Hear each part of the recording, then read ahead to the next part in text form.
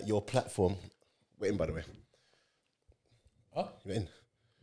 Oh, you started? Yeah, I'm probably gonna edit this bit out. Oh, okay.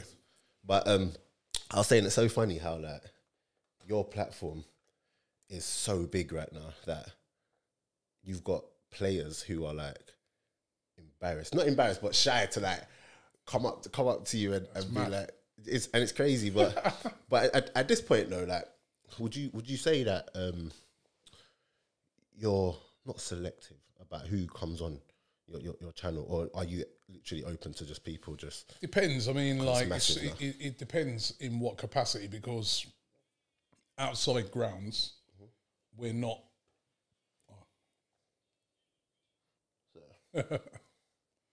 Yeah, go on. It depends, because outside grounds we're not selective. Basically, if you come up outside of grounds and you're an Arsenal fan on AFTV and you want to have your say, you can have your say. Yeah, you know what I mean? We're not selective at all. When we're doing other stuff like in the studio and that, I guess we're probably a little bit more selective. But then even then, we're not that selective, because we're still like, if you're an Arsenal fan, and you've got something to say, you can have your say. And I'm trying to make it so more and more and more fans than ever can have their say. So we got like a new feature that we got at the moment called Fan Zone. Yeah, which is fans from all around the world and around the UK can come on after a game and have their say. Yeah. And that's been a fantastic addition for us, you know. So yeah, I'm not super selective. No, the platform's always just been there for anybody to have their say. Do you find it crazy though that how much it's taken off now? It's crazy. It is. It's mad. You know what I mean?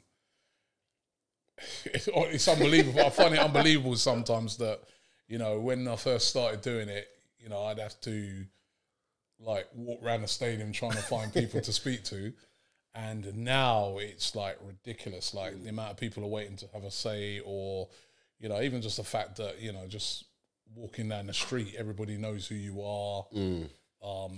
You know, it's ridiculous. It's mad, but it's great. But you do sometimes, a lot of times, just have to pinch yourself a bit and say, boy, this thing's just gone huge, you know. And it's not just the UK; it's all around the world. No, I see it. Does that kind of annoy you though? We're gonna get into the football stuff as well. But, yeah. Does that annoy you though as well when it's at the point? Okay, great example. So obviously I met you at the Arsenal match. Yeah. And you sat behind me, and I was thinking, before I talk to you, let me see if he gets up. But I knew you weren't going to get up during the halftime break. I knew. I was like, oh, because what I didn't want is that halftime comes in, I don't see you again. Do you get what I'm saying? And I was just like, but then I was just like, do you know what? He ain't going to get up. Like, it's just problems. It's just problems. Like, is that a thing for you? That halftime just don't even go anywhere? It's not annoying. It's just that it's changed my pattern of how I have to do things at games. So, you know, yeah, I mean, I could beforehand just get up and go anywhere, or and that. Now it would probably, if I got up at half time and I go to get a drink or something like that, I might end up missing the start of the second half, because there's a lot of people asking for pictures and people wanting to talk and stuff like that. So that I don't miss the start of the second half, I'll probably just stay in my seat. You know what I mean? It's not that I'm trying to avoid people. I'm trying to not, you know, but it's just me wanting to watch the game. So, you know, there's got to be a bit more sensible around that. Yeah, you know? because it's funny, because even me with this podcast, I've been out in like parties and that, and people want to have full-blown conversation, and that's my little podcast. Yeah, so well, I can imagine this. I can imagine you just going and people are like, oh. Yeah, you get on the tube, right, and people will come up to you and they'll be like, Robbie, man, what happened on the weekend, man? Boy, you know what I mean? This season it's been great, because people will be like, yeah, Robbie, what do you reckon, man? You think we're going to win it, man? You really think Arsenal can do it, man?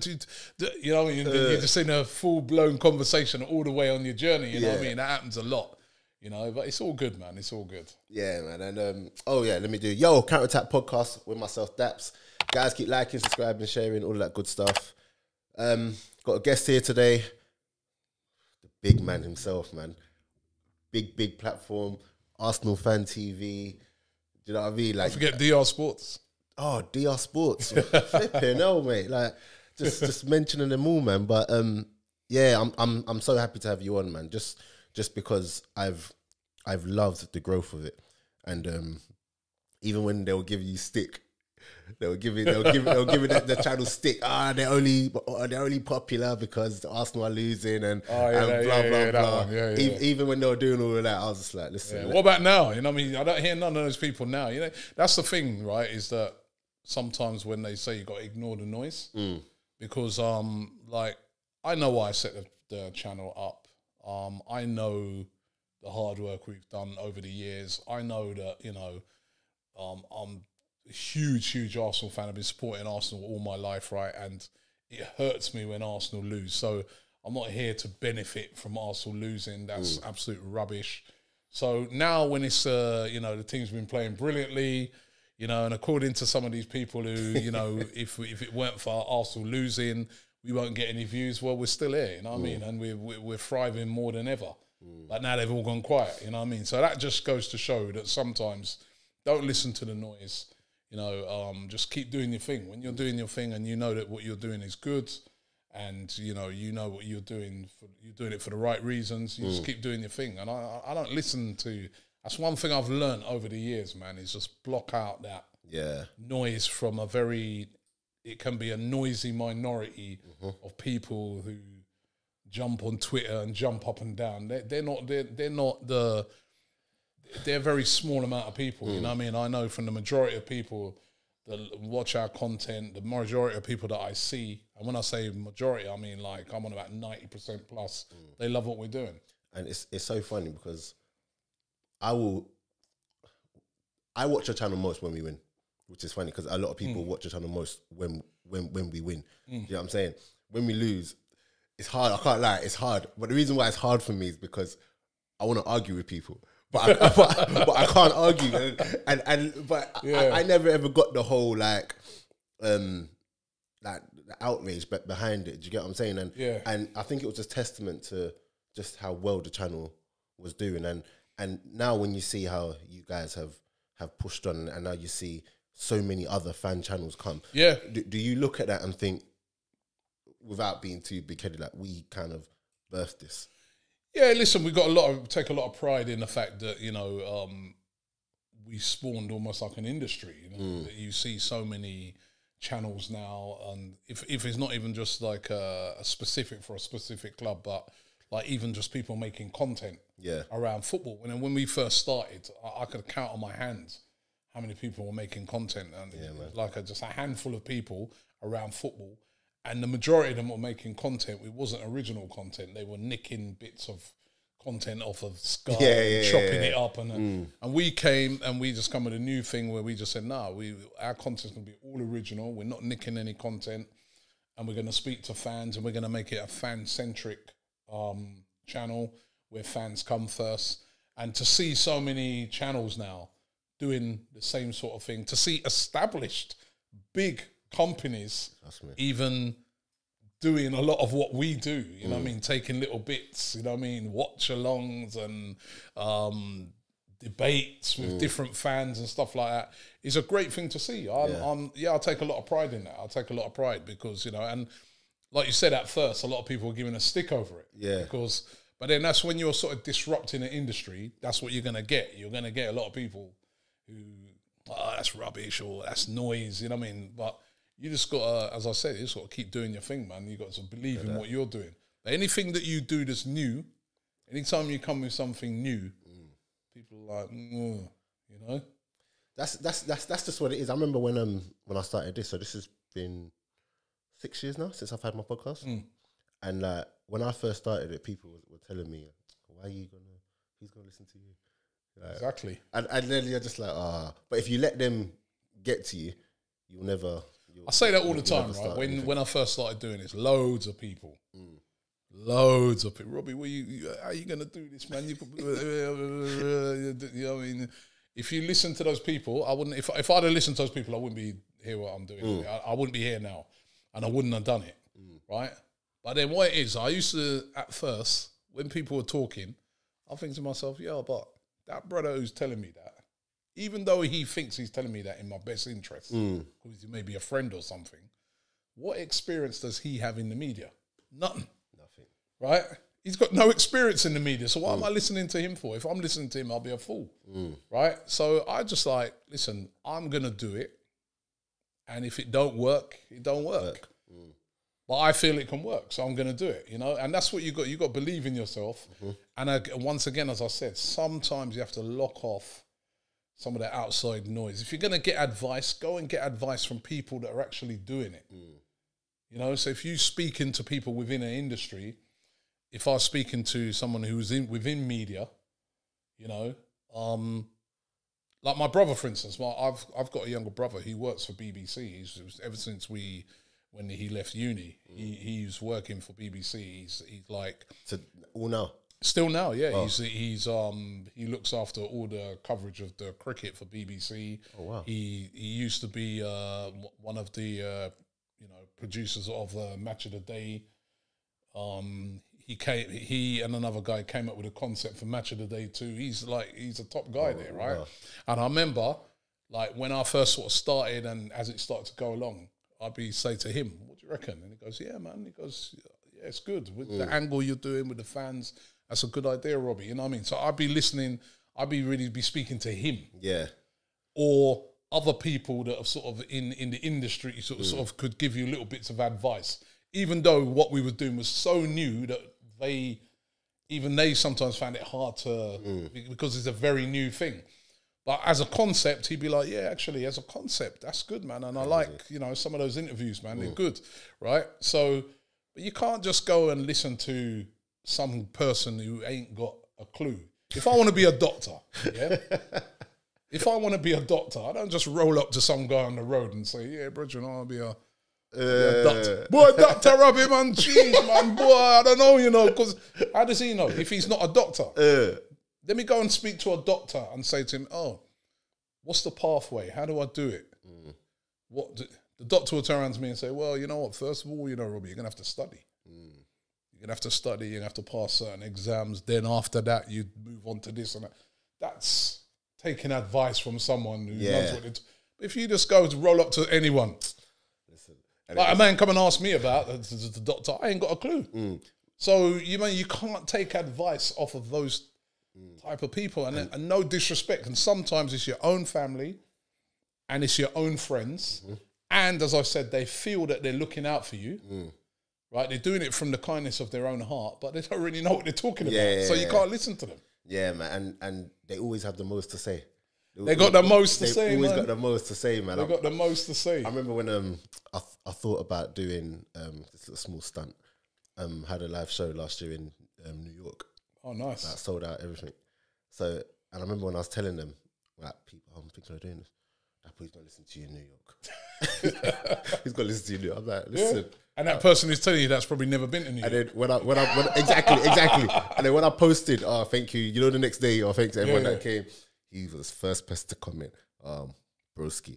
I said, what? I said, get out of here. No, that's how it runs, man. That's how it runs. I said, get out of here. But yeah, no. That's a word of advice that I give to a lot of people that are looking to start things, looking to start up. Seek the advice from the right people.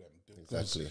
A lot of times, getting advice from wrong people can make you throw you off your dream. You get some people that, people are, "No, man, no, boy," and then they just think, you know what?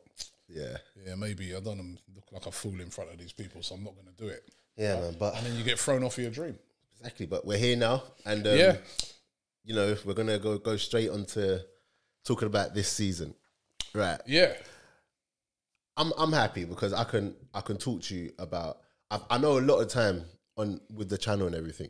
I feel like it goes under the radar just how much football you know. Do you get what I'm saying? So like a lot of the time people want to hear, like I hear when fans are in the moment talking about this and you're just like, "Oh yeah, hang on." Like I can see sometimes like, "Yeah, no, Robbie, like tell him. Do you know what I'm saying? So I'm happy I can actually have this chat because I'm in a couple group chats. There's one group chat where, Robbie, I knew people hated Arsenal.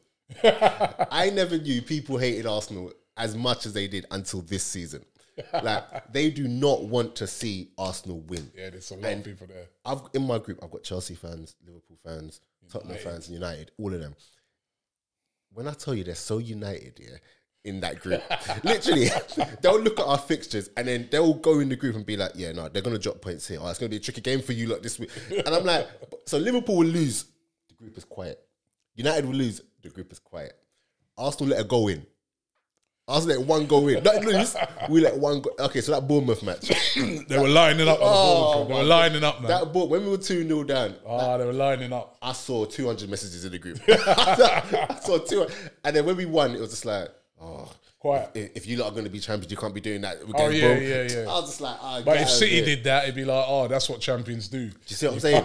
do you see what I'm saying? Like, City, and I'm still waiting.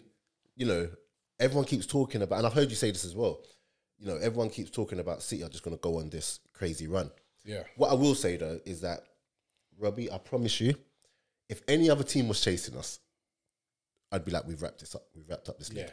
But obviously with City, you can't really discount because they've got it in them. But ultimately, everyone is hoping, they're all hoping that City go on this crazy run. I know. And I just think both will drop points. But how do you look at it, and how are you feeling in regards to our run to the end of the season? Listen, it's a difficult run. You know, if you look at it, we've got to go away to Anfield. Yeah. Where, you know, let's be real, we haven't won there for years. You know what I mean? And we always have a horrible time there. We've got to go away to the Etihad, where the last time we won there, when was that? I was at that game and Giroud scored. We don't win there a lot.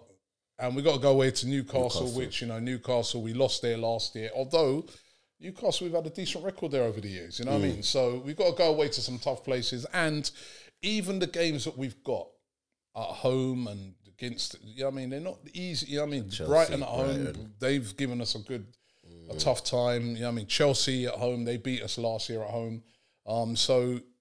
But what I would say, right, is that this is a different team. This team, I think, is built different to the team that you saw fall away last season, right? We've got a lot of experience in the team. We've got a lot of leaders in the team. I was sort of checking it out the other day, right? You know, Martin Odegaard's the captain of Norway. He's a captain of Arsenal. Granit Xhaka's the captain of Switzerland. You know, Zinchenko, captain of Ukraine. Even Kieran Tierney's one of the sort of leaders of the group of Scotland. You know what I mean? We've got a lot of sort of captains and leaders in the team. You brought in players, you know, that are bringing to experience to the field, like Jorginho, you know, Thomas Partey, one of the main guys for his country as well. Yes. So these are experienced players, right?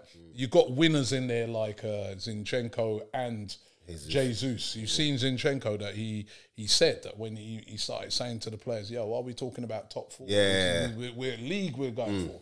So I think there's a different attitude. And I look at some of the games when we fell away last season, and if you look at the 11 that played, so like we played Tottenham, you know, Cedric started that game. Holding started that game. I think Eddie started up front. That was when he's just sort of coming into it. You know, it's a much changed team. I think Nuno Tavares came in. You know, this is a much stronger team this year, you know, much stronger team. And I feel that if we can stay away from serious injuries to key players from now till the end of the season, I feel that we can do it. I do feel that this team is built of different stuff, right? And, you know, we've had tricky games this season that, you know, Fulham, everyone was like, ooh, you know what I mean? Like you said, a lot of the haters were rubbing their hands saying, yeah, Fulham away. Oh, you talking about the away? Game, yeah. And we came through it. A tough game for Arsenal. Breezed that. When we went to Brentford, they were, Brentford, man, that's a tough, breezed that. You know what I mean? We've been to a lot of away games where people have written us off, and we have not just won them, we have won them handsomely, right? And then, you know, we've not dropped many points at home. I mean, I think it's only City that's you know, beating us in the league at home, right? You know, there was the game against Brentford, but everybody knows that that goal should have been disallowed. Look at that, right? So, you know, I think people thinking that we're just gonna fall away and crumble. I just don't see it this season. I just think this is a much better team. And then the other thing I've loved about this season, and what people don't give us enough credit for, is, you know, we've had injuries, right? And when we've had injuries, Mate. the players that have stepped in, when Gabriel Jesus been out for nearly 4 months. And people that... Who was Nearly it? 4 months. I was at the World Cup over in Qatar, and literally every fan that was coming to me after games would go, boy, Jesus out, boy, Robbie, man. You think you're still going to win it? Like that. That's how they were talking. I think and people... Eddie's come in, and he's been brilliant. And then Eddie got injured. Trossard's come in, and has been brilliant. Our squad has been excellent this season. So people have got to start giving Arsenal proper credit now, and looking at this team and stop looking at last year and start looking at it and saying, boy, you know what, this is a good Arsenal side. I think that's the key thing. It's the credit. I'm not saying you should come out and say Arsenal are going to win it. I'm not saying you should come out. Yeah, because we're being chased down by a very good team. Do you know what I'm saying? But it's the credit, man. Like, even you said with the injuries, like even Zinchenko, who is one of our main Look how long he was out. He was out. Do you get what I'm saying? And Zinchenko's been out for a long time. We've had Partey missing for key games. You know what I mean? Yeah. I see United, they miss Casemiro. United fans are like, oh my God, Casemiro. We've had we've gone into main games. So, unfortunately, a lot of our biggest games we've been into this season, Partey's been out, and we all know he's a key player for Arsenal. You know, so honestly, if you look at how we've been playing throughout the season, the evidence is there that this is a team that can go all the way. Like you said, we're being chased by Manchester City, who are a bit of a machine. They got Haaland up front, who's been, you know, the fact that we're top of the league when you think about what he's done. Exactly. You know, but we're being chased by them. They're a world-class team, but we've got a buffer at the moment. We've got an 8-point buffer. I know they've got a game in hand, but points on the board at this stage are better than a game in hand. And I'm actually supporting them in the Champions League. Yeah. And that's another factor. The fact that they've got no margin for error, really, I feel. I mean, it's 10 games left. They haven't got no margin for error. So they kind of have to go on this amazing run. Right? And then on top of that, the Champions League is going to be tough for them. They've got a home and away against Bayern. If they get through that, they've got home and away against either Real Madrid or Chelsea. If you look at Arsenal, not having that Europa League running now, where, you know, we would have had Juventus in the next round. Now, all along, we've been able to rest players because remember, our squad was not built for the tournaments. Our squad was not built to fight on two fronts: the Premier League and the Europa League. Our squad at the start of the season was built to try and get in the top 4 and have a good Europa League run. Yeah, but now the priority became the league for us. We would have had Juventus home and away. You can't rest players against Juventus. They're a top side. If you rest players against them, you know you're going to get beat, right? So you'd have to go full strength in that. Then if we got through to the semi-final, it's Man United or Sevilla. You can't rest players again. You're in a semi-final. It could be that going out of that, much as I was, you know, really disappointed when we went out, could be a bit of a blessing, right? Because it allows us to just concentrate on one thing, and that's what we got the squad. We've got the squad to go for the league. I don't think we got the squad possibly to have gone on both fronts. I think next year, you know, we'll be hopefully in the Champions League. Then we can build a better squad. You know, if you got if you bring in Declan Rice, and you got Declan Rice and Partey, then you can play one in one game and one in. But at the moment, we don't have that luxury like what City have got. Yeah, where, you know, they can bring in Foden for this game, then rest him up and bring Mahrez for the next Silva one. Could come in. Bernardo. We don't have that. We don't have that. We've got a good squad that have been able to, you know, do well, but two fronts. Yeah. Their squad's been built at the start of the season to fight on two fronts. Ours wasn't. So the league would be amazing. You know, it would be a game changer for this football club, man. You know what I mean? There's youngsters out there that have never seen Arsenal win the league. Yeah, on that note, what you just said about they've never seen Arsenal win the league. That's why it hurts me so much, you know, because I grew up watching like the Henry. You're older than me, obviously, innit? So I grew up watching, you know, Tony Adams. If you remember against Everton, that sums it all up. Do you know what I mean? Like, and the Invincibles and playing good football, and we were challenging that. Even if we didn't win the league, we were challenging that. And to see how far we've fallen off. Just to like, I want to win it so badly, but even if we have to win it. We have to win it. But what I'm loving the most here is that every year by January we're out of it anyway. Yeah. Do you know what I mean? But we're done. It's the manner in which we're playing football right now. Like sometimes I'm watching football. I mean Arsenal. I'm like, is this my Arsenal?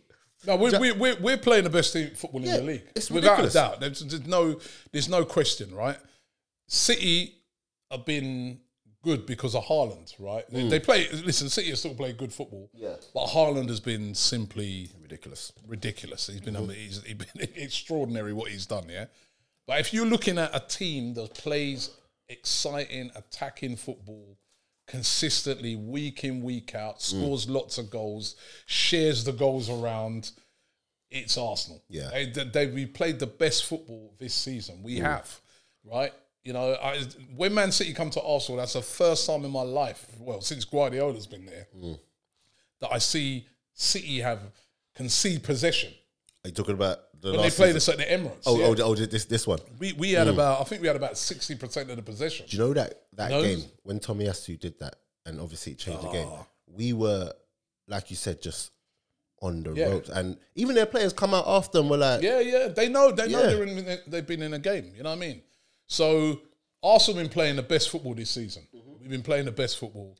It's just for the sheer brilliance of Man City that the fact that they're just such a top side. Yeah. They've just still stayed in there with us, you know what I mean? And just, you have to admire them and Pep Guardiola. They are just such an amazing team. They are, man. You just can't get rid of them. They're just like consistently good, you know what I mean? But, you know, if you're gonna win a league, it ain't gonna be easy. And that's the other thing that Arsenal fans have to recognise, right? Is that, you know, you don't win a league. Look at Liverpool over the years. They played brilliant football over the years and they've only won one title. Do you know what it is though? You know?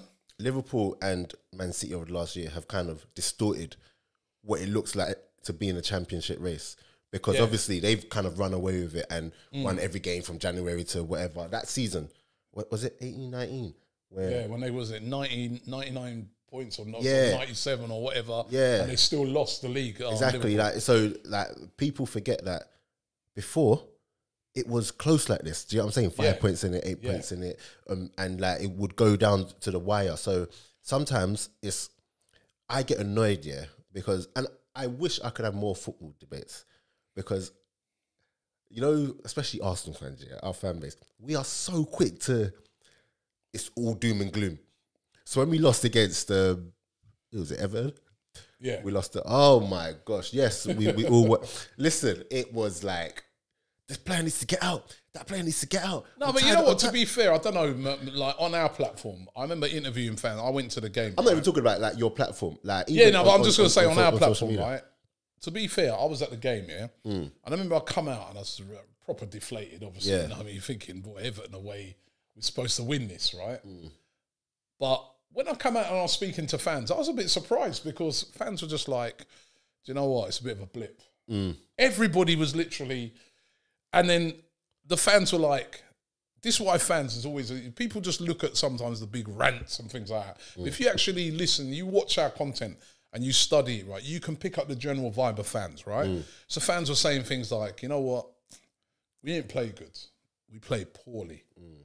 But you know what? I ain't going to have a go at these players, man, because this is the first time I've seen this season. We've been consistently good. As it should be. And you've got to be sometimes you've just got to hold your hands up and say, you know, you catch a team at the wrong time. That day, brand new manager bounce. Sean Dyche. Their fans were amazing that day, Everton. They were up for it. It was a tough game, man. You know what I mean? It was a tough game. So it was one of those you just had to hold. But then what people forget is that Everton also, before that, had gone to the Etihad and got a draw.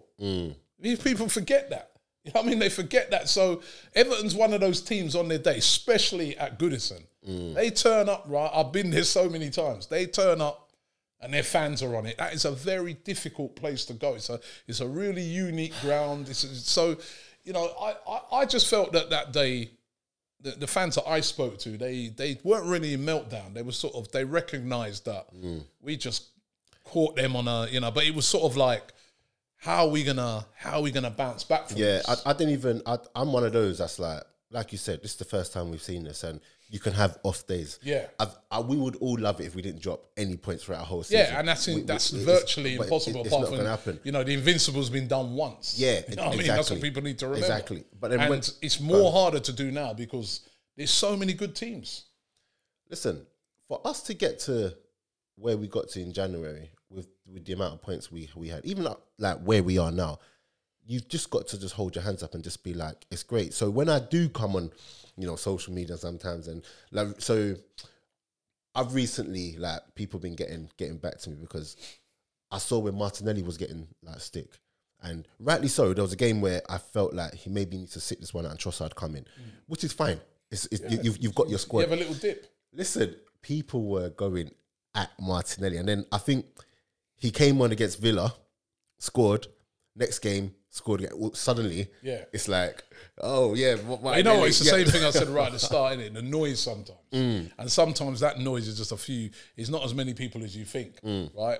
But Martinelli, and again, as football fans, sometimes we have to accept that players can have a dip. This is it. You know what I mean, right? And he had a little bit of a dip, only a little bit of a dip, because he's been amazing all season. And then he's straight away back on it. And look at how good he's been. I mean, he's one of the best young players in European football. Man. He is exceptional, that kid, right? What he's done, what is he, £6 million he cost Arsenal? Crazy. Right? If Anthony costs 88 million, how much is Martinelli worth? Right? Yeah, I mean, that's how, if Mudryk is 88 million, how much is Martinelli worth? You know? And then you've got players like Saka. We're going to talk about Saka in a second, because obviously it's looking like he's going to sign that contract, which is massive, massive news. And I've been saying it for like the last year. Don't let this guy get into any 18 months left of a contract or whatever. And now that he's looking like he's going to sign, looking like he's going to be the highest paid player, and deserved, I reckon. Deserved. And I don't think he'd be one of them players where down money will affect him. Yeah, He's so. The thing about Saka, is that when I see people who, I feel like now, outside of Arsenal, a lot of people, because of what he's doing with England or whatnot, or just because we're on top of the league, I feel like a lot of them are now starting to give him his flowers now. Give it to him, because which is ridiculous, because the guy. All right, so listen, when it comes to Saka, right? Let's remember last year, who was our best player? It was Saka. Remember, we used to sing Saka and Emile Smith-Rowe. Those two players were our best two players last season. They were brilliant, yeah? I thought Xhaka had a good season as well last year, but Saka and Emile Smith-Rowe, but in particular Saka, carried at Arsenal. Brilliant, right? All of us as Arsenal fans could see it. He had a brilliant Euros as well. He missed that penalty. Look at the kid. Look how he bounced back from missing the penalty. He takes all the penalties for Arsenal. Yep. He stepped up. I don't think he's missed one since. Yeah, he ain't missed one. I can't believe how young this kid is, right? Then he goes to the World Cup. Brilliant World Cup. One of England's best players.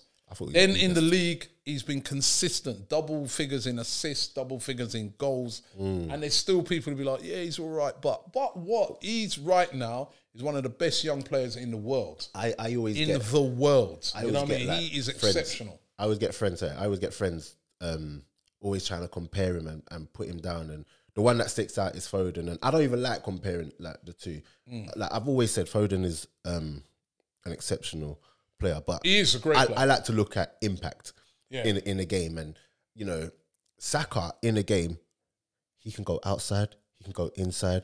He's added the shot from outside to like, he can play right, left. He scores in big games. Mate, he scores. He can take it if nothing's happening for us, so he can be that player who takes it on. He's an absolute problem. He's just an unbelievable player, and he's been doing it consistently, week in, week out. He very rarely has a poor game. He is a top player. I had this the other day with Flex from United View. So shout out Flex. You know, big up Flex, man. So it was like we was doing a show, and it's like, who's the better player? Best young player. No, who's been after Haaland? That was the thing. It was like, I think I saw this one, after Haaland. Who's been the next best player? You go, oh, Rashford. Hold on, man, hold on. Why you just jump out with Rashford? I go, Rashford has been excellent, don't get me wrong, and I've been really, you know, much as I don't really like United, but I've been pleased for Rashford because of how he's bounced back after what happened to him last season, yeah? Right? I said to him, hold on, Saka. And he goes, nah, Rashford. When I started saying to him, right, we start to break it down now. You know, he scored, you know, I think one less goal than Rashford, but then he's got double figures in assists. And look what he's done for England, World Cup, this. He's like, oh, yeah, yeah. No, we're coming like you, man, forget. You know what I mean? But I think it's just Saka's, the way he rolls as well. He doesn't have this big fanfare around him. He just gets on with what he does quietly. No ego. Does it so well. He's got no ego. I tell you, Saka is a brilliant example to young people, especially young black kids, growing up in this country, in London. Look at Saka. What a shining example as a kid. Went to school, was a brilliant student. They said he's a straight A student, right? Doing his footballs, come through the ranks. No big ego on him, no show-off thing. Just gets on, does his work. He's supposed to, you know, he's got a great family behind him. Does his work and always improving all the time. And as I said, even when he's got adversity with what happened, you know, with him at the, you know, when they got all that racist abuse after the Euros, man took it and said, right, you know what, I'm going to use that and get stronger. And that's what he's done. And this kid, to every, in particular now, I am focusing on black youngster growing up in this country. Look at that kid, and what he's achieved. He's only 21. 100%. He's unbelievable, man. We don't give this kid enough credit. He deserves so much. He's so like... Sorry to cut you there, right? Go on. Listen to what every single one of his teammates... I was just about to say that. Right. I was just about to say that. Like, even, so when he goes to England, like, they say, oh, who's the best person or whatever. It's always Saka, oh, such a nice guy.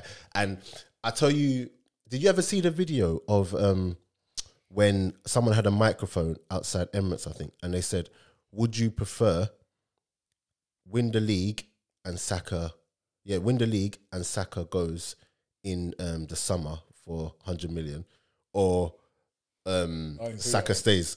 Saka stays. Literally every person they asked, they're like, no, you can't do that. And they were like, no, Saka stays, and we don't. We don't win the league. He's an exceptional character, man. But even that Blacklist, you know, when when they showed the video, and because he couldn't accept the award or whatever, and then I literally heard the audience the moment Saka split. They're like, "Oh, Saka!" Like, like everyone just loves him. There's a lot of love for him, man, and you know, I just think a lot of that is because of just how he carries himself. You know what I mean? He's just a humble youth, going about doing his thing, improving all the time, and no ego about him. Just a really good character, and you know, I'd love us to win the league for people like him as well. You know, but you just get the feeling that even with a big contract, even with the world's his oyster, you just get the feeling that nothing is going to ruin that kid. And the only thing would be injuries that can set him back, because he's just a determined and such a... And it's great to see, man, because I remember watching him when he was first coming into the Arsenal team, seeing him in pre-season. Tell the truth, yeah. I remember he was being troops. Tell the truth, yeah. When you first saw him break through, I'm not going to lie to you, I saw him break through, and I know like they had high hopes for him and everything, but I didn't see it. No, I did. I didn't see it. So I'm going to big him off, right? Because he'll probably watch this video and start cussing if I don't. So me and Troops, I remember we was in, I think it was in Denver, like pre-season, we were watching Denver, Colorado, watching the game. And he tapped me and he said, yo, sit down, you there? You see Saka, my guy, you know, it's going to be big, you know. I looked at Saka playing, I go, yeah, he's good. He's good. I didn't see this though. Like, he was hyping him then, and he was right. Yeah. And then the more I started to see him, more games, I was like, hey, he's good. I remember when he first came in, he's playing like a left back. That's what, number 77, left back. He's playing left back, man. And I was like, yo, this kid's playing wicked at left back. You know what I mean? And then, and then they had him like playing left wing. But it's when they moved him onto that right-hand side, man. Danger. And now when that you see him in every game. Every game, double, trebled up. Yeah. And what I don't like as well is with Saka, the fouls are ridiculous, and he's not... Kick him up every time he moves. Boom, he's boom, not boom. protected at all. No, like, no. And see, the thing is with him, right, is that he doesn't drop for every... Exactly. You know, I mean, he tries to keep going. Right, whereas if you see somebody like a Grealish, as soon as he feels that, boom, he's down. He's down. He's right? down. Yeah. So, you know what I mean? Or Mahrez, and then when they go down immediately, right? Whereas Saka will still try and run on. He will still try, you know. But he's a great player. I mean, you know, he's there was a game. He's getting everything he deserves. Can you remember the game where his ankle in the first half? It was recent. Enough games, his ankle. And we were like, he ain't coming out this second. Yeah, listen, so many games, man, he's been kicked to smithereens, man, you know what I mean? But as I said, because he doesn't roll around and moan and stuff like that, you know, maybe, unfortunately, he's probably going to have to start adopting some of that. Yeah. You know? Yeah. Because, you know, I've seen so many games of him, they just can't deal with him. Once if he gets to run on a one-on-one in situation, I think the only player I see this season where I think he had a good game against Saka was when we played City, that Nathan Ake. Oh yeah. You have to give him credit. He defended. He defended. And Saka that's okay. Really You're well. not always gonna get them. But yeah. On the flip side, one game that sticks out to me with Saka was against United and Luke Shaw. Luke Shaw had problems. Yeah, he's spinning him up. Yeah. Luke Shaw had absolute problems. But yeah, he's quality, man. But yeah. So. What we're also going to talk about before we wrap this one up, like 15 minutes left, is we're going to just talk about just general football, because I was saying to you before, I don't think people give you enough credit for your like general football knowledge. It's like it's all Arsenal or nothing, innit? But what I will say to you is this whole Tottenham. Oh yeah, it's Tottenham. We'll talk about them, and obviously Conte's gone, and when you look at that, do you think here? This is one of the topics, by the way, that someone brought up, that he was out of the door like from Jan, because I'm under the I think that operation probably wasn't even real, but well, that's a bit harsh. I feel like you said that, not me. I feel like he could have come back from that maybe a couple of weeks earlier, but I've just had the feeling that he didn't want to be there, man. Let's be real. Right? So when Conte first signed for Tottenham, I was like, ooh. Problems. Yeah. I go, that's our top manager they're getting there, man. And he always wins things and that. When I saw the contract, straight away, alarm bells in my head. What, 18 months? Yeah, I'm like, 18 months? Why is the man not committed for longer? I was going, you know what? I'm not even worried about this guy. He's just going to pass through and go. Right? When they finish, right, I remember when they beat us to the top four space last season, and everyone was hailing Conte. I said, boy, don't get me wrong. Yeah, they got the top four over us, and I know this is going to sound like sour grapes, but a lot of that was more because of us rather than what he did. I remember them drawing with Burnley, getting really lucky with certain teams. You know what I mean? His style of football was dead. You know, I was just like, he just looked to me for a very long time like a guy that didn't really want that job in the first place. He wanted something else. Yeah. He wanted another job. And I remember actually I was over, I'm not going to name names, but I did an event over in Cyprus where I was speaking on with another ex-player who's also an agent who knows him really, really well. And I remember at that time he was saying to me that was just before he'd gone to Spurs. And I remember saying to him at that time, I was going, yeah, where do you think Conte were going? He's going, no, he's going United. Definite. He goes, people been having talks with United. He's got his heart set on United. So when he went to Tottenham, I remember I messaged the guy. I said, yo, what you told me he's going United, man, at Tottenham. And he goes, yeah, Robbie, really strange. Because I was at dinner with him a few weeks before and he was saying United. So I don't think he ever wanted a Tottenham job. I mean, he turned it down.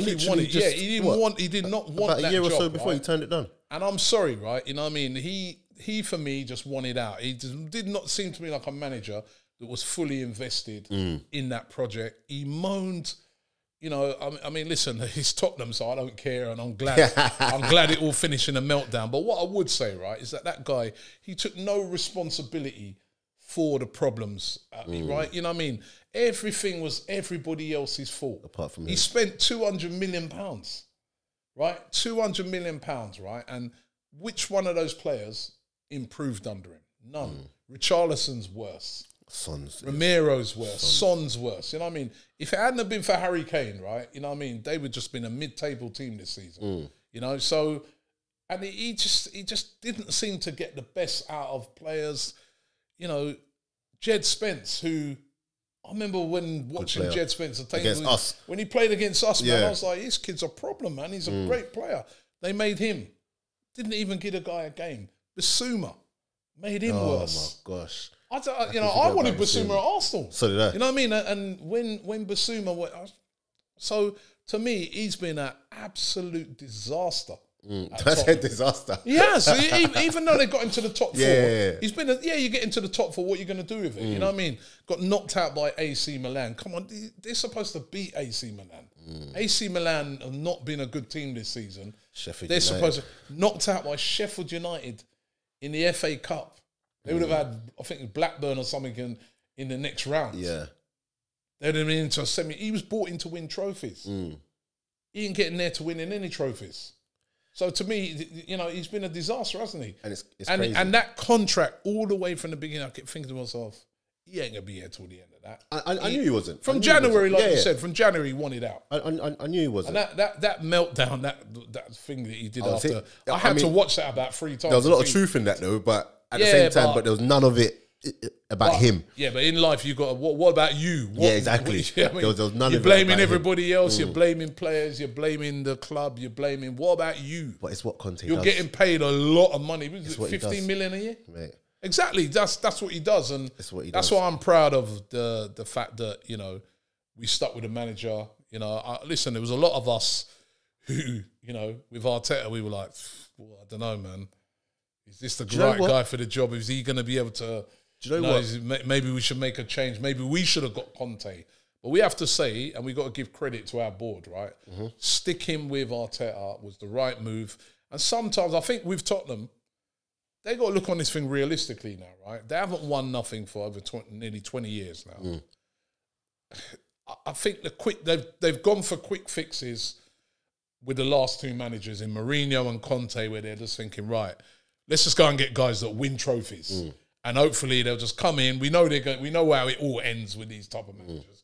But they'll win us a trophy. Yeah. Right? And they ain't won nothing. And I think they need to now look on it and say, right, we're going to have to go down the same route with like Arsenal. Build a process, have patience, you know. Remember, Arteta won a trophy in his first season. You know? A lot of people forget that. He won the FA Cup. That's what bought him a lot of credit, actually, with the fans, because he won the FA Cup. And when he won that FA Cup, remember we beat Chelsea, City and Chelsea to you know, in the semi-finals and finals to win that FA Cup. So, you know, but this guy was bought in, just win anything, win a League Cup, win anything. We get near to any. Do you know what it is though with Tottenham? It's that if you're going to bring in the Mourinhos and Conte, you have to back them, people. You have to. And but I'm sorry, he was backed. No. I believe Conte was back to a certain 100. Listen, did he want those players? And but listen, right? He was back. He had £200 million, right? He was backed with. Yeah. Now, come on, you're at Tottenham, right? Be real. You know you're not going to get the same budget as City. You're not going to get the same budget as United. Be realistic. Conte will know that from the beginning. So you've been backed with 200 million, and you've probably been set the target of get us into the top 4 and a trophy. At the start of the season, go back, rewind back. At the start of the season, people were saying that they won the transfer window. I remember that. And people are like, when people were doing their top 4s, Tottenham was always in it. There was a lot of people saying they could win the league. They go, with Conte, go back and look. Go back and look at stuff at the start of the season. There's a lot of people saying, definitely, they was in everyone's top 4, and then there was a lot of people saying they got an outside chance of winning the league with Conte. Yeah. So he was backed there. Now, as I said, he ain't going to get backed like... He'd be stupid to think if he was going to get backed like City or United or Chelsea. You ain't that... Tottenham is never going to have that budget. But as regards to money, he was backed more than any other manager they had, and he produced nothing. Just dead football, week in, week out. I just look at it and think that his style of football is done in when especially when it comes to like the Premier League. The Premier League, yeah. Playing free at the back. I think he can get away with that in week out, Italy. predictable, boring. He can get away with that in Italy, but I don't think he can. And even then, in Italy, I don't know. But he ain't going to struggle for another job anyway. He'll get another job, and you know what you're getting with him, innit? He's just going to come in, he might do well for a couple of years, and then he's going to wreck it all, make up a load of noise and leave, like Mourinho. Yeah. Those are the type of managers they are. Love for coming on again. What we're going to do now, which I ask all my guests, is their team of the season so far. Team of the season? Team of the season so far. So I know you love a little rating and everything. So, if you had to pick a team of the season, how would it look? There's a lot of Arsenal players in there. I trust Which you. over the years, there'd be hardly any in there. But in goal, there's 3 goalkeepers this season that I think have been excellent, right? I think Ramsdale, obviously, Arsenal's been brilliant, right? I think Nick Pope at Newcastle has been really, really good as well. You're going to say the last one. And I think that Raya at Brentford. Okay. I thought you were going to mention Alisson.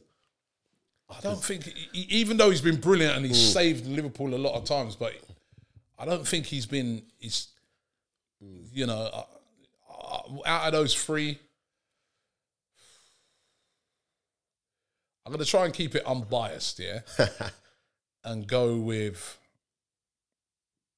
I like that Raya, man. Yes. I think he's a top keeper, I was hoping you I really do. I'm going to go with Raya. Yeah. Remember Arsenal wanted him? Yeah. His distribution. I remember when watching him when we played against us, his distribution is unreal. You know what I mean? But so probably Raya, because the way they play, it's important that they have a top keeper. Yeah. And it's a lot of Ramsdale's him or Raya, because Nick Pope, to me, I've seen some little flaws in his game. Yeah. But I'll give it, Raya. Do you know what's funny? Very quickly, not even funny, but on the Ramsdale thing, even now when we're top of the league, and you don't get to the top of the league with an average goalkeeper, people still don't give him his ratings too. And Ramsdale don't get his ratings. Yeah, and I proper don't. He could do one thing wrong. Yeah, I think De Gea as well has been good this season. He's literally saved United in so many games. I don't understand. The only reason I'll mark him down has just been his distribution. But you know what? But when it comes to goalkeeping, actual saves, I think he's the best. I'm a man that's like, what are you in goal for? Well, it's more than one thing now. It's not just, and that's why I might give it to Raya, because he makes the saves, but his distribution's also great as well. And I'll give it Ramsdale second. Okay, cool. What formation you did? 4-3-3. Okay, right back. Ben White. Benny Blanco. Benny Blanco from the Bronx. Right? Trust me. Best right back. How he's not in the England team, I do not know. Oh, that's what I want to talk to you about. It's madness. Absolutely. His combination with Saka has been so good. I know people, maybe they don't want to put him in that ratings because they're like, oh, well, he's a centre-back playing right. It doesn't matter, right? He's made that position his own, and he's been absolutely... He's locked up so many players this season. Locked up players, and going forward, his combination with Saka, where he overlaps, underlaps, he's been brilliant. So this is what I don't understand about England. You've got a chance to even just... You got the 2 man there that play week in, week out. It's madness. Yeah. And for him to not even get into... Obviously, Saturn's probably not even right there. But, okay, centre-backs. Centre-backs. Again, this is so hard, right? Because, Gabriel and Saliba at Arsenal have both been outstanding. I've liked that Botman. Newcastle. I think he's been very, very good as well. Can I throw one in there for you? Yeah. Martinez. Really? I think he's been so good this season. He has been good. He has been really, really good. But then there's been a few games where, the 7-0. Games like that, you know what I mean? When in that game he got spun out Trust me. And the Brentford one. Saliba's and Gabriel, both of them have been brilliant, man. I'm having both of them, you know. It's going to be Arsenal 11. All right, you know what? Because I don't want to make it Arsenal 11. Let me put Botman in there. Botman and Botman and Which one of the two? I know who I would pick. They've both been brilliant, man. I mean, Saliba's made such a difference to our team. Proper. Gabriel's been so consistently good. Probably Gabriel slightly. Yeah. And the reason why I would also pick Gabriel over him is because I feel like Gabriel throughout the whole season. Yeah. Like Saliba just had a little He had a little dip after the World Cup. Yeah. But he's back to his best. Yeah. Okay, cool. Left back. Left back. Zinchenko What a player. Zinchenko has been brilliant, man. What I mean, like the way he just that inverted left back. Mate. I'm trying to think, is there a better left back at the moment? Who else would you go for? Because a lot of the other left backs have sort of been in and out. You know what I mean? You can't go for your normal Chilwells and people like this and that. They've been in and out. You know what I mean? City's not really got a left back at the moment. They've had to be playing various... Yeah, Zinchenko. Yeah. Zinchenko. What a player. What a player. The three in midfield now. Right, now, the defensive midfielder one is a difficult one, man, because, again, Thomas Partey for us has been brilliant. Casemiro has been brilliant for United. Paulinho at Fulham. Brilliant. Paulino. He's been really, really good. Paulinho. Is it Paulino? Or Paulino. He's been really, Liverpool really good. Like they're gonna get he's been a top player. I'm so happy you picked that. This is what I'm saying. People don't think that you watch ball. Listen, you know, man, I was my ball. I studied my ball, man. And that's actually there's one other player. Who's the other? Who's he play for? Bruno Guimaraes as well. Yes, that's been another player. Has been a top player. Just so that it doesn't seem like it's just all Arsenal, yeah. You're gonna go Cass. No, you know what? I'm going Partey. You're going Partey. No, you know what? I'm going Partey, yeah, because even though Casemiro's been brilliant, he's let the team down. You got to factor those things in.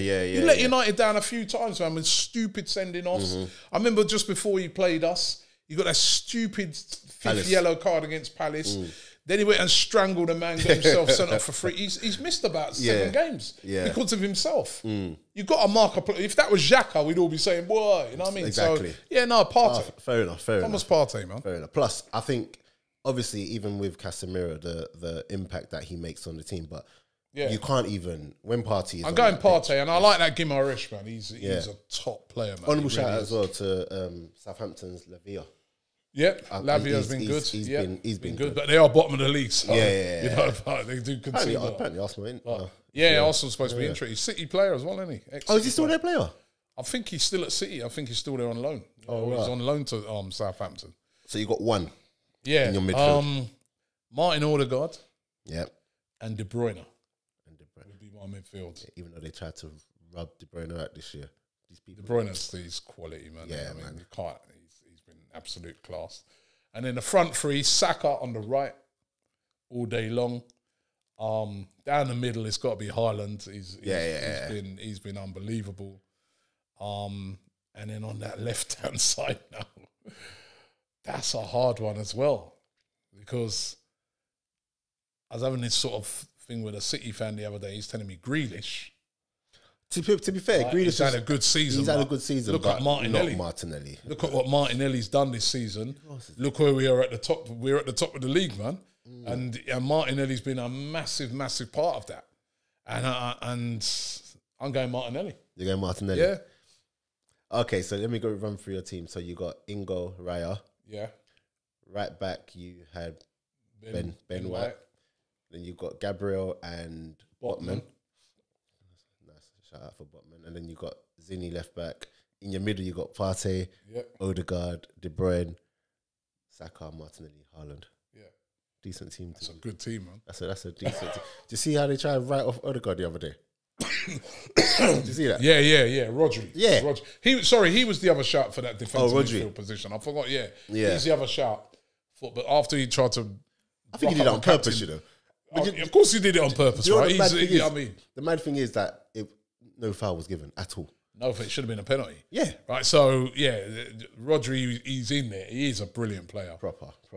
But because he found my captain, he's out. Yeah, 100%, 100%. There was one more thing that I wanted to Manager. Yes. Super Mick, bro. You know what I mean? Without a doubt, he's the best football playing team this season. He's been brilliant. Imagine Arsenal are in this position. It's so crazy, but and this is what we've been asking for so long, man. And it just feels nice, man. It just feels nice. But yeah, no. But before you go, what's next for you, man? And you know the channel. You mentioned you've even got Formula One now. Yeah. Well, we got apart from the AFTV, we got DR Sports, which is absolutely flying at the moment as a channel, just knocking on the door for 300,000 subscribers on YouTube and blowing up on all the other platforms as well. And we do like lots of watch-alongs to different games. We were at the World Cup with DR, and I think we did. There was an awards thing the other day, and we were moaning because we were like, how have they not recognised the content that we did at the World Cup? I don't think anybody did content at the World Cup that we did, because we were at every single game. Yeah. And it was amazing the stuff we did there in Qatar.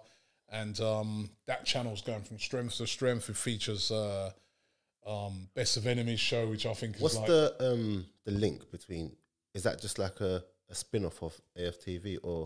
Well, how the DR thing started is, the nickname Don Robbie. So it started off as a Don Robbie channel.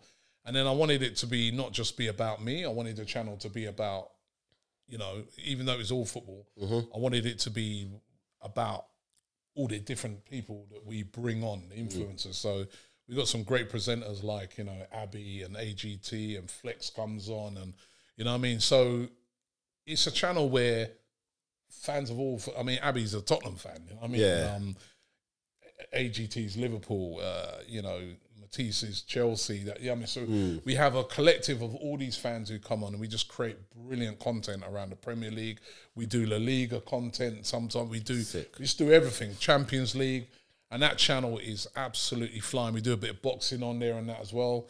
So I feel that in years to come, that channel is going to be as big as, if not bigger than AFTV.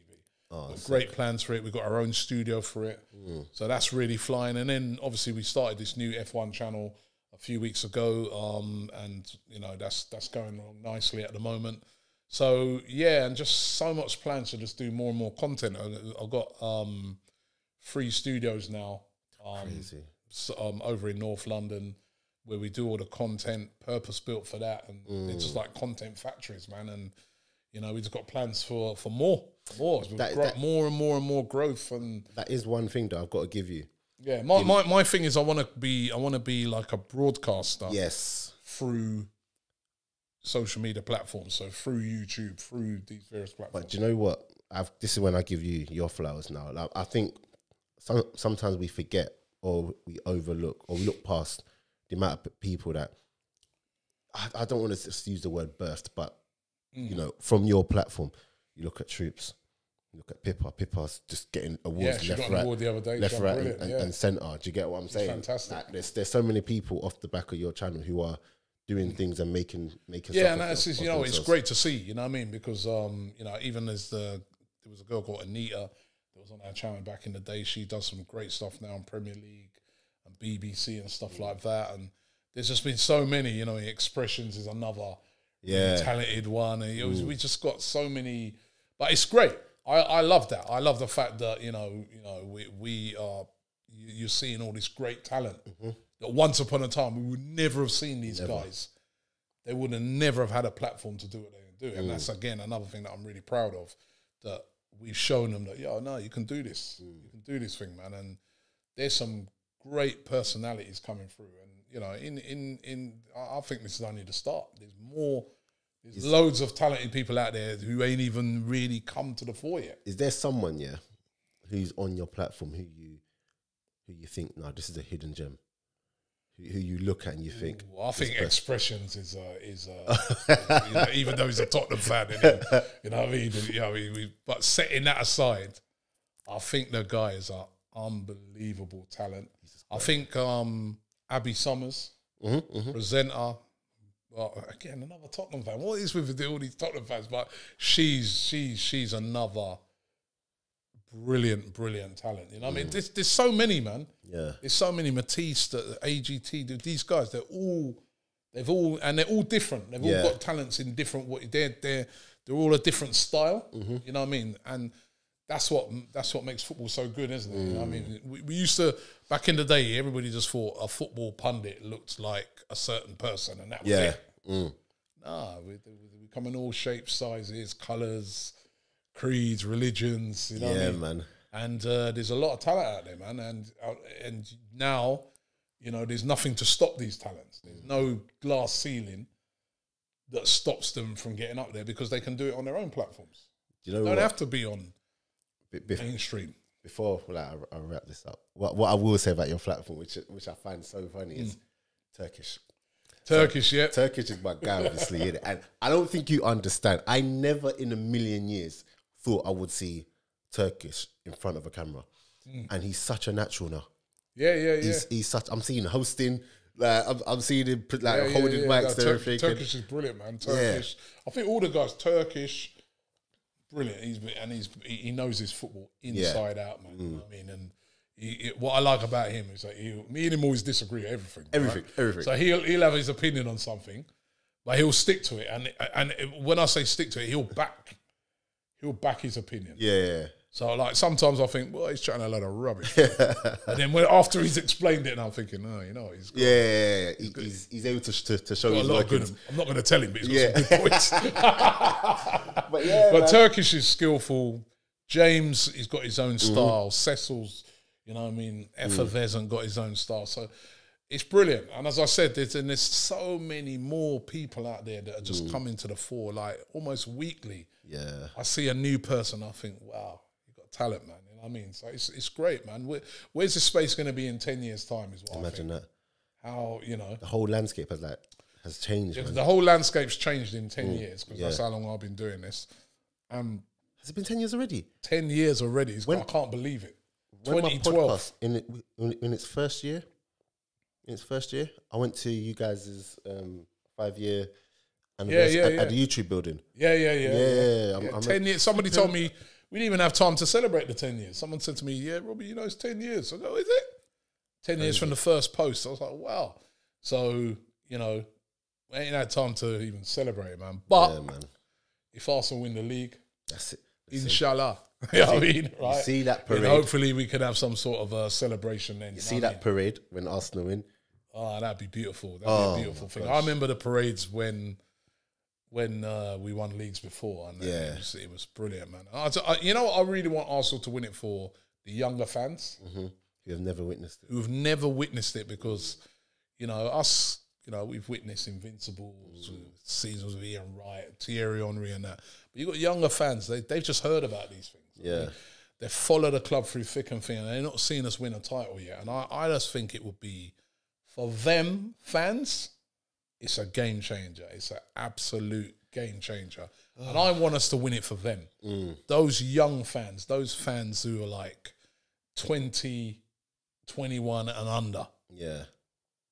I want us to win it for them. Yeah. They've never seen it. They've never witnessed it. They don't understand how big it is, man. Like, you know, they don't understand how much pride it gives you as a fan. I'm telling you. You know what I mean? Even the following season where you just stand up for the champions and all that, those songs. I'm telling you, man. I want it for them, you know? Not the old geezers like me. I want it for them young ones, you know what I mean? Yeah, man. Well, hopefully that them hopefully that them days are coming. Man, we pray, man, and you know, God willing, we do it. I'm telling you, man. But yeah, guys, Rob, thank you very much. Pleasure, man. Thanks, guys. Make sure you keep liking, subscribing, follow AFTV, follow DR Sports, follow even the F1. Listen, I'm a man that even though it's a football podcast, I talk On Track GP it's called other sports here, bro. Are you a boxing man? I love my boxing. We do a lot of boxing on DR. Oh, do you? Yeah. We doing the Anthony Joshua fight coming up this week. So I'm going to it. Are you going to it? Yeah. I hope he wins, man. You know what I mean? No, I think he'll win. Well, he'll win. You know, I want him to come back, Anthony Joshua, to where he was. Yes. I don't like the way people are just discarding him. We do that too much in this country. This guy's done great things for British boxing from when he was an amateur, right, winning gold medals, right up to where he is now, right. he had a couple of defeats against a guy, Usyk, who's an unbelievable guy, right? Let's not write him off, man. Let's not write him off. But it comes back to that whole thing of, you know, people just writing people off too early. Yeah, like, don't write him off, man. You know, if we're before we wrap that up, even like the whole Usyk thing and Josh and Fury, them two are on different level. But after them two, like there's no, and you know what people forget, even against Usyk, he didn't box badly. He did well. Well, second fight in particular. Second fight he did well. He did well. First fight I thought he was trying to box too much. Yeah, should have just, you know, second fight it was, you know, he did well, man. It's just like, you know, in boxing as well, right? As I'm doing boxing as a youth, right? There's certain styles of fighters that they just don't suit you. You know what I mean? They just don't, like, you fighting them and they just, it's the angles they come at you and that you just can't get to grips with them. So listen, man, let's not write off Anthony Joshua, man. He's still, to me, he's still a great boxing champion, man, who's, you know, won multiple titles, and to win a heavyweight. Remember, English fighters never used to get near winning heavyweight People titles. talk mad about him as if he's not like I don't like him, a world champion, you know, as if he don't didn't change the landscape of boxing. Change the landscape, man. Let English boxers, particularly in the heavyweight division, be accepted across the world because of how good he is, right? and that. Yes, selling out stadiums and things like that. So let's not just bin what the guy's done, man. The guy has been, and I think he can come back. Yeah, 100%. So good luck to him. But yeah, guys, make sure you follow up all the channels, and we're out, guys, in a bit.